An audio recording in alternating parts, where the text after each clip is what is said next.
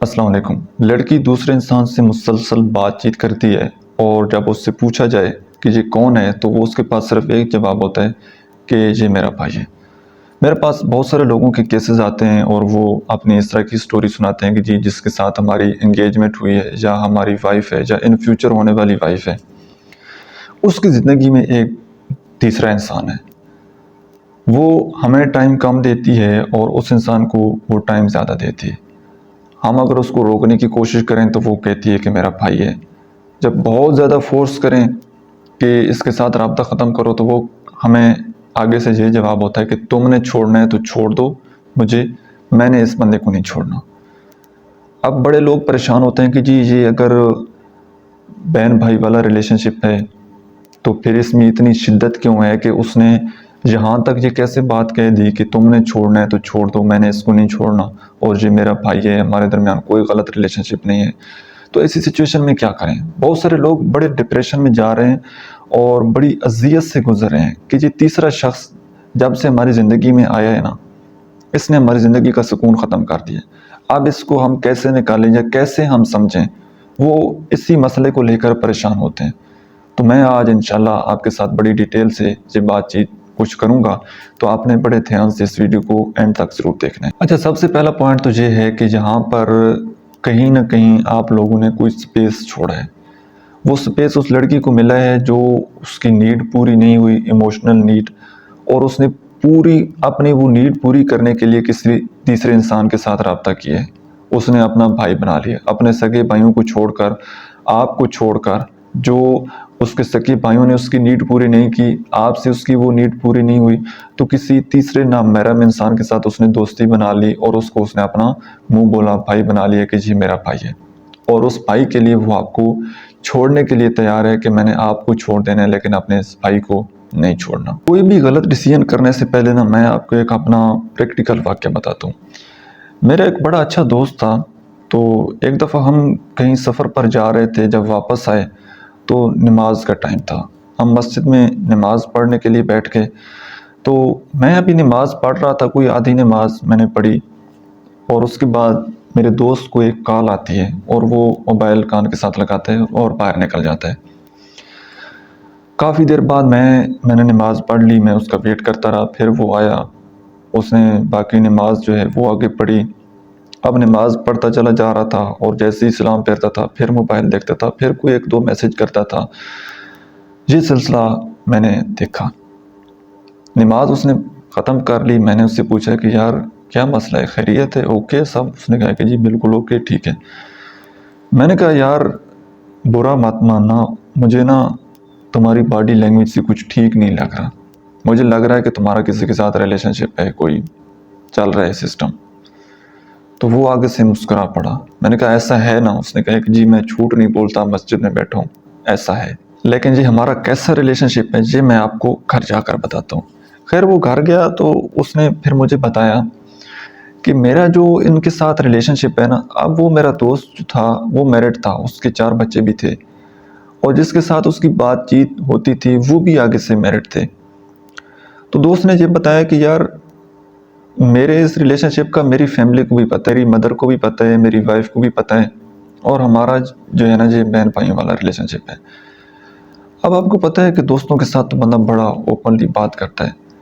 मैंने बड़ा उस बंदे से ना जोर लगाकर पूछा, मैंने कहा यार कोई फीलिंग आती है तुम्हें जब बातचीत होती है? उसने कसम उठा ली, उसने कहा कि भाई ऐसा कुछ भी नहीं है, कभी मैंने कभी ज़िंदगी में उसको देखा ही नहीं है। वो नकाब में होती है, शायद उसने मुझे कभी देखा हो। मैं उनके घर जाता हूँ, मैंने कभी आँख उठाकर नहीं देखा। हमारे दरमियान सिर्फ एक बातचीत है और वो भी कोई मतलब गलत किस्म की बातचीत नहीं थी, बस एक वैसे जनरली किसी टॉपिक पर वो उनकी आपस में होता है ना, लोगों का मिजाज मिल जाता है, कोई इंटरेस्ट उनके सेम होते हैं, तो इस तरह हमारी बात होती है, लेकिन हमारे दरमियान कोई गलत कन्वर्सेशन नहीं है। तो वो दोस्त माशाल्लाह बड़ा अच्छी फैमिली से था, तो जिनके साथ बात उनकी होती थी वो भी बड़ी अच्छी फैमिली के थे। तो उस दोस्त ने मेरे सामने क्या झूठ बोलना था, उसने कहा कि जी ऐसा वैसा कुछ भी नहीं है। मैंने कहा चलें ठीक है, ओके। फिर मैंने अपने उस दोस्त को रोकने की कोशिश की, मैंने कहा जी बिल्कुल मैं आपकी नीयत पर शक नहीं कर रहा, लेकिन ये काम गलत है मेरे भाई। आप बेशक जितना मर्जी जस्टिफाई करें ना कि हम बहन भाई हैं ऐसे, लेकिन आप दोनों एक दूसरे के लिए नामहर हों। ये रिलेशनशिप आपको ख़त्म करना पड़ेगा। उस वक़्त उसने शायद मेरी बात, उसको गुस्सा लगी या जैसे किसी, उसने उस वक़्त मेरी बात नहीं मानी, लेकिन कुछ अरसे बाद मैंने फिर दोबारा ज़िक्र नहीं किया।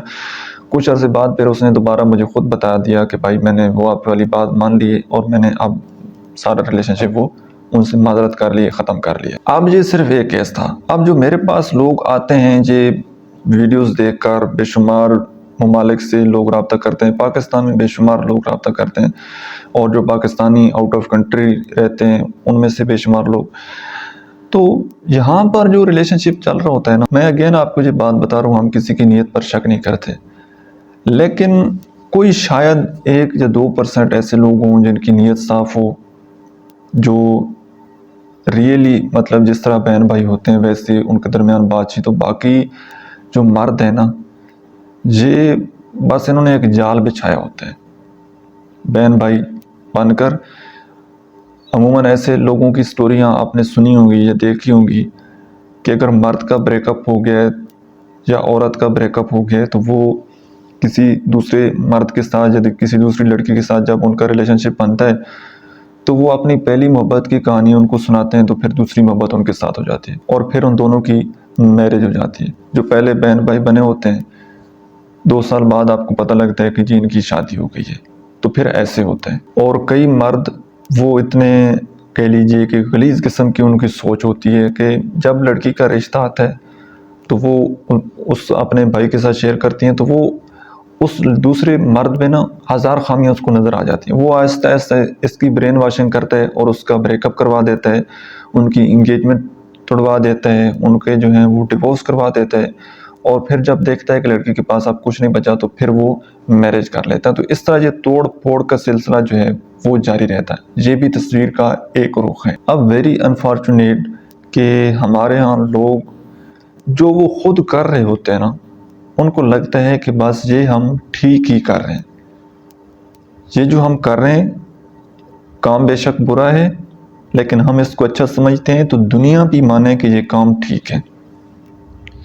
अब कई लोग आते हैं बताते हैं कि जी हमारा इस तरह रिलेशनशिप है, तो सर इसमें बुराई क्या है?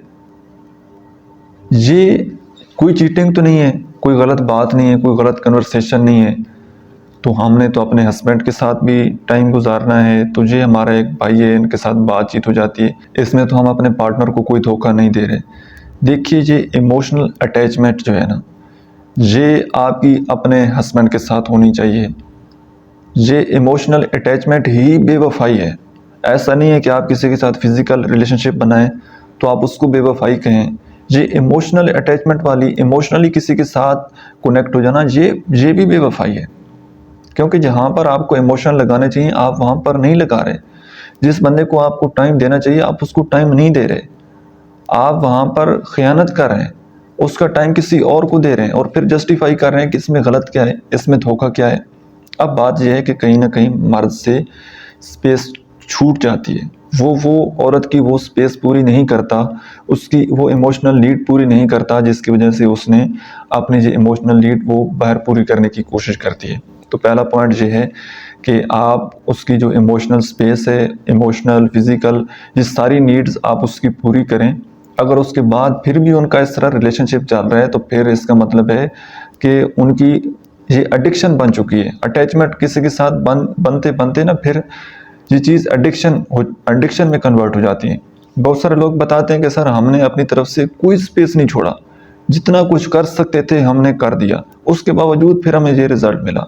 तो फिर इसका मतलब आपने स्पेस नहीं छोड़ा, लेकिन दूसरे इंसान की, आपके पार्टनर की, उसकी ये एक आदत बन चुकी है। आप जितना मर्जी उसके लिए कुछ करते रहें तो अब वो इस आदत से रहा नहीं जाता उससे। अब इससे निकलने का सलूशन सिर्फ एक है और वो है कम्युनिकेशन। आप बैठकर अपने पार्टनर को बताएं कि मुझे ये बात कितनी अज़ियत देती है, कितनी ये बात मुझे तकलीफ़ देती है। और ख़वातीन के लिए मैं ये स्पेशली बात कहना चाहूँगा कि मर्द की जो मनपसंद औरत होती है ना, वो उसको छूने वाली हवाओं का भी दुश्मन होता है। तो तीसरे पर्सन को वो कैसे बर्दाश्त कर सकते हैं? बेशक आपकी नीयत अच्छी है, आपका इरादा अच्छा है, लेकिन आप उसको टाइम दें, उसके साथ इमोशनल, और ज़िंदगी में आप पार्टनर ही ऐसा बनाए ना जो कि आपकी इमोशनल, फिज़िकल, आपकी सारी नीड्स पूरी करें। ऐसा तो नहीं है कि एक पार्टनर से आप फिजिकल नीड पूरी कर रहे हैं, इमोशनल अटैचमेंट आपकी किसी और के साथ है, तो फिर ऐसे तो ज़िंदगी में आपको सुकून नहीं मिलने वाला। क्योंकि अगर आपकी उस तीसरे पर्सन से, आपकी अपने भाई से, जिसको आपने मुंह बोला बनाया हुआ है, उसके साथ बातचीत नहीं होगी, वो आपको कुछ दिन के लिए इग्नोर करेगा, उसकी मैरिज कहीं और हो जाएगी, तो आपके अपने हस्बैंड के साथ ताल्लुकात ख़राब हो जाने और होता है ऐसे। ठीक है, तो आप अपनी इमोशनल अटैचमेंट जो है वो अपने हस्बैंड के साथ बनाएं। आपकी नीयत बेशक जितनी मर्जी अच्छी है, लेकिन इस्लामिक पॉइंट ऑफ व्यू से देखा जाए, जो जर्नली देखा जाए, तो ये काम गलत है, बुरा काम है, और बुरे काम का बुरा ही नतीजा होता है। अटैचमेंट बन गई, इसको आहिस्ता आहिस्ता कम करें। कम कैसे कर सकते हैं? अगर आपकी डेली, एग्जांपल दे रहा हूँ, डेली अगर आपकी 2 घंटे बात होती है, तो आप आहिस्ता आहिस्ता कोशिश करें, एक एक वीक का आप दरमियान में स्पेस लें, आप 1.5 घंटे पर आएँ, फिर आधे घंटे पर, फिर 30 मिनट पर, फिर एक दिन का स्पेस, फिर एक हफ्ते का। आहिस्ता आहिस्ता इस आदत को ख़त्म करें। ये बहुत बुरी हैबिट है। ये तो इन फ्यूचर आपको इस वजह से आपकी ज़िंदगी का सुकून जो है वो ख़त्म हो जाना है, क्योंकि आप किसी इंसान के ऊपर डिपेंड हो जाएंगे। वो बात करेगा तो आप ठीक होंगे, वो बात नहीं करेगा तो आपका किसी काम में दिल नहीं लगेगा। तो अटैचमेंट जो है ना, वो किसी इंसान के साथ इस हद तक बढ़ जाना, किसी इंसान के ऊपर इस हद तक डिपेंड हो जाना, ये आपके लिए बहुत हार्मफुल है। तो इस आदत को ख़त्म करने की कोशिश करें, और पार्टनर ही ऐसा बनाए ज़िंदगी में जो कि आपको मोहब्बत दे, आपको इज़्ज़त दे, आपकी केयर करे, तो उस इंसान के साथ ज़िंदगी गुजारें। और ये जो एक्स्ट्रा मैरिटल अफेयर हैं और इनको बड़े खूबसूरत खूबसूरत जो है वो नाम दे देना, ये टोटली रॉन्ग है। इनसे अवॉइड करें, इनसे बचने की कोशिश करें। और आखिर में अगर मेरी कोई बात आपको बुरी लगी हो तो दिल से माज़रत, क्योंकि जो हकीकत होती है, जो रियलिटी होती है, वो मैं आपके सामने रख देता हूँ। तो उम्मीद करता हूँ कि ये वीडियो आपको पसंद आई होगी। कैसी लगी कमेंट सेक्शन में आपने अपना फीडबैक मुझे ज़रूर देना है। Thank you so much.